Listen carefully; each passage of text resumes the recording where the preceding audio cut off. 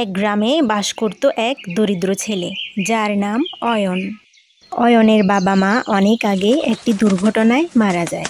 অয়ন তার বৃদ্ধ দাদিকে নিয়ে একটি জঙ্গলে একটি ছোট্ট কুঁড়ে ঘরে বাস করে। তারা খেয়ে না খেয়ে অনেক কষ্টে দিন পার করে। এভাবে দিনকে দিন মাসকে মাস চলতে থাকে। একদিন অয়নের বৃদ্ধ দাদি অনেক অসুস্থ হয়ে পড়ে। ঠিকমতো উঠে দাঁড়াতে পারে না। অসুস্থতায় অনেক ছটপট করতে থাকে। দাদির এমন অবস্থায় অয়ন বুঝে উঠতে পারছে না যে কি করবে। দাদি, ও দাদি, কি হলো তোমার? হঠাৎ করে কেন এত অসুস্থ হয়ে গেলে তুমি? আমি তো কি করব কিছুই বুঝে উঠতে পারছি না দাদি। কি করলে তুমি সুস্থ হয়ে যাবে দাদি? দাদি, ও দাদি, তুমি ছাড়া আমার তো আর কেউ নেই দাদি। তোমাকে ছাড়া আমি একা থাকতে পারবো না দাদি। চিন্তা করিস না বাছা, কাঁদিস না তুই, আমি সুস্থ হয়ে যাব। অয়ন মনে মনে চিন্তা করবে সে কি করবে, কি করলেই বা তার দাদি সুস্থ হয়ে যাবে। হঠাৎ তার মাথায় আসে করিম চাচার কথা। হ্যাঁ, আমি করিম চাচার কাছেই যাব। করিম চাচা মূলত সেই এলাকার গ্রাম্য ডাক্তার। গ্রামের কেউ জটিলভাবে অসুস্থ হলে করিম চাচা চিকিৎসা দিয়ে থাকে। তার চিকিৎসা ও উসিলায় আল্লাহ সবাইকে সুস্থ করে দেন। তারপর অয়ন চলে যায় করিম চাচার কাছে।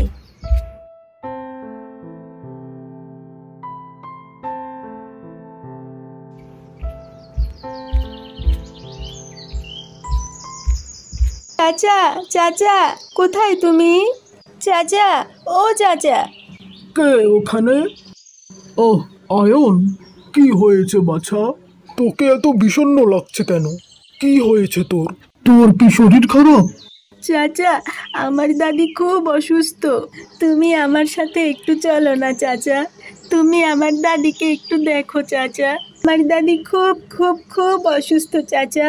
চলো না চাচা, দয়া করে তাড়াতাড়ি চলো না আমার সাথে। ঠিক আছে বাছা, একটু দাঁড়া। ব্যাগটা কোথায় যে গেল? এই যে এখানে, পেয়েছি।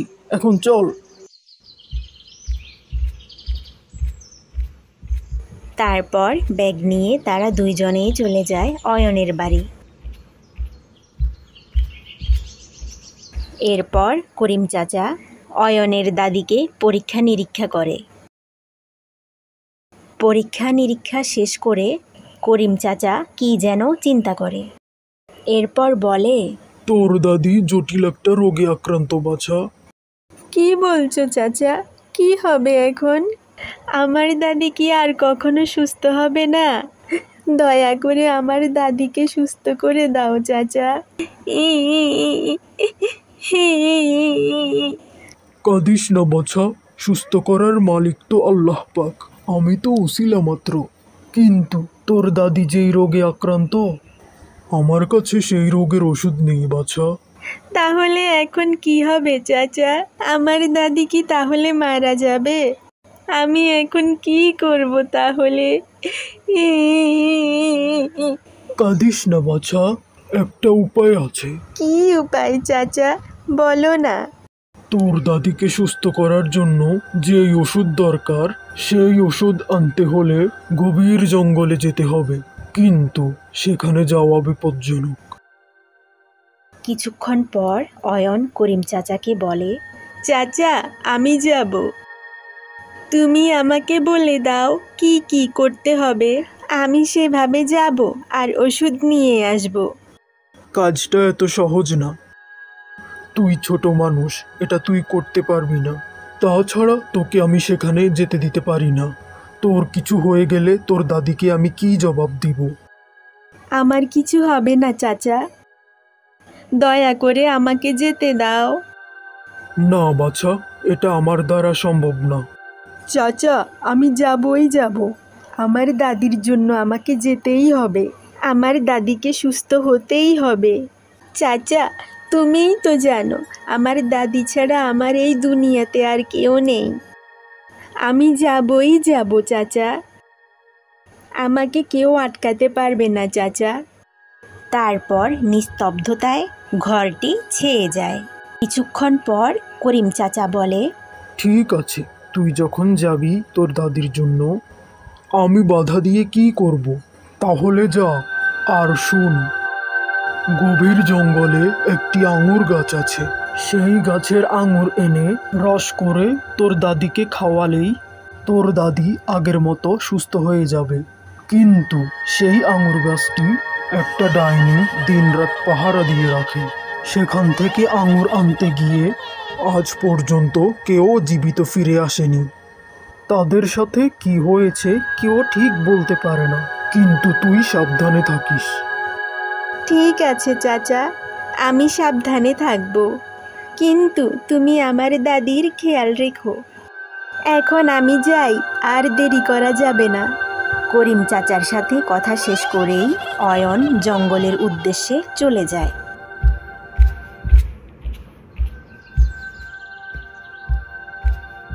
সে হাঁটতে থাকে আর হাঁটতে থাকে, সঠিক গন্তব্যস্থল ঠিক কোথায় বুঝে উঠতে পারছে না।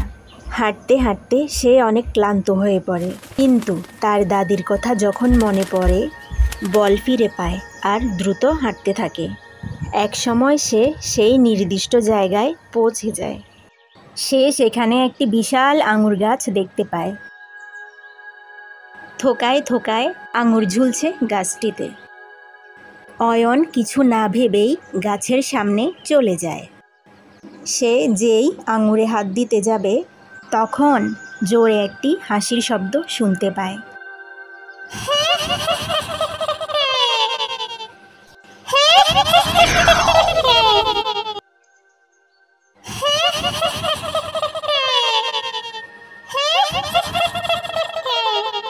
কে রে ওখানে?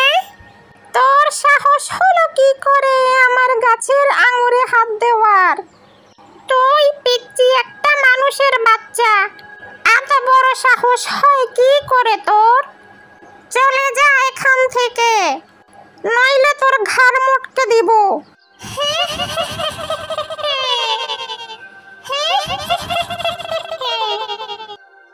দয়া করে আমাকে এখান থেকে কিছু আঙুর নিতে দিন। আমার দাদি খুব অসুস্থ, আমাকে এখান থেকে কিছু আঙুর নিতে দিন। আঙুরের রস করে আমার দাদিকে খাওয়াতে পারলে দাদি আবার আগের মতো সুস্থ হয়ে যাবে। দয়া করুন, আমাকে দয়া করে কিছু আঙুর নিতে দিন। মামার বাড়ির আবদার, আমি তোকে আঙুর দিব না। প্রাণ নিয়ে ফিরতে চাইলে যা এখান থেকে, নইলে তোকে মেরে তোর রক্ত পান করব। দয়া করুন আমাকে। হে হে হে হে। ঠিক আছে, কান্না থামা। আমি আমার বাচ্চাদের কান্না সহ্য করতে পারি না। তোকে আমি 3টি প্রশ্ন করব। প্রশ্নের ঠিকঠাক উত্তর দিতে পারলেই যত খুশি তত আঙুর নিতে পারবি তুই, নইলে তুই সারা জীবনের জন্য গায়েব হয়ে যাবি, আর কখনো ফিরে আসতে পারবি না। ঠিক আছে, আপনি আমাকে প্রশ্ন করুন। আমার দাদির জন্য আমাকে পারতেই হবে। ঠিক আছে, আমার প্রথম প্রশ্ন। আমি কথা বলি না, তবু গল্প বলি। আমার পৃষ্ঠা নেই, তবু আমাকে উল্টাতে হয়। বলতো কে আমি? উত্তর হচ্ছে জাদুর আয়না। আমার দ্বিতীয় প্রশ্ন। আমি উড়তে পারি না, কিন্তু সবাই আমাকে আকাশে খোঁজে। বলতো কে আমি? প্রশ্নের উত্তর হচ্ছে চাঁদ। আমার তৃতীয় এবং শেষ প্রশ্ন। আমি ঘুমালে পুরো গ্রাম জেগে ওঠে, আমি জাগলে চারিদিক নিস্তব্ধ। বলতো কে আমি? প্রশ্নের উত্তর হচ্ছে রাত।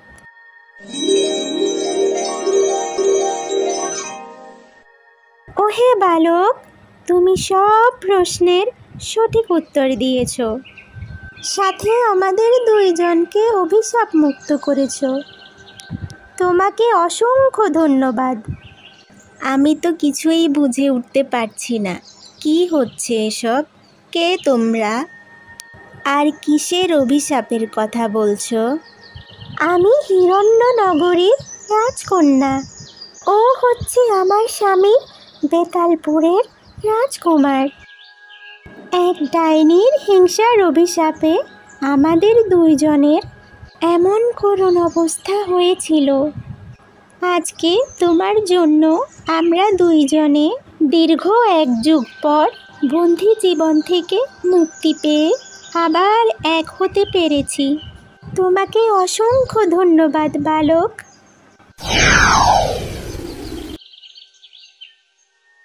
এই নাও, এই ওষুধ তোমার দাদিকে পান করাবে। কিছুদিনের মধ্যেই তোমার দাদি সুস্থ হয়ে যাবে।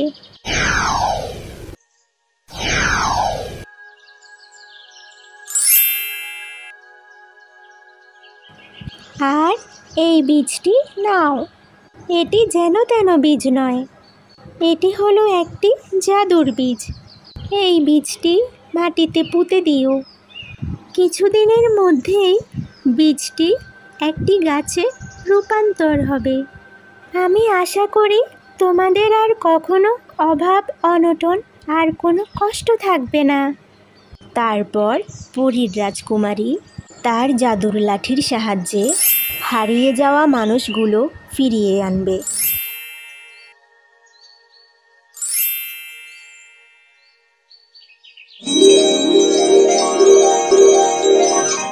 আর স্বামীর হাত ধরে অদৃশ্য হয়ে যাবে। অয়ন ওষুধ আর বীজ নিয়ে দাদির কাছে চলে যায়। কিছুদিন পর তার দাদি একদম সুস্থ হয়ে যায়। মাটিতে পুঁতে রাখা বীজটিও গাছে রূপান্তরিত হয়। সেই গাছে থোকায় থোকায় অনেক আঙুর ধরে আছে, কিন্তু সেই আঙুরের ভেতরে থাকে একটি করে সোনার বল।